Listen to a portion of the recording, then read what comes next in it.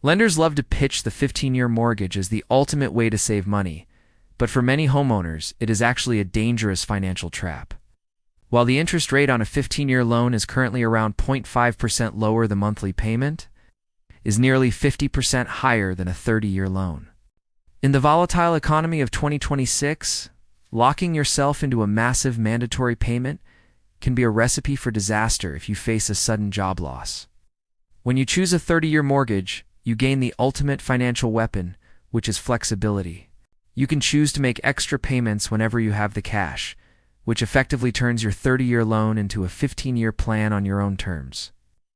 If you hit a rough patch or have an emergency, you can simply drop back to the lower minimum payment without the risk of defaulting on your loan. A 15-year mortgage legally forces you to make that high payment every single month, regardless of what is happening in your life or the world.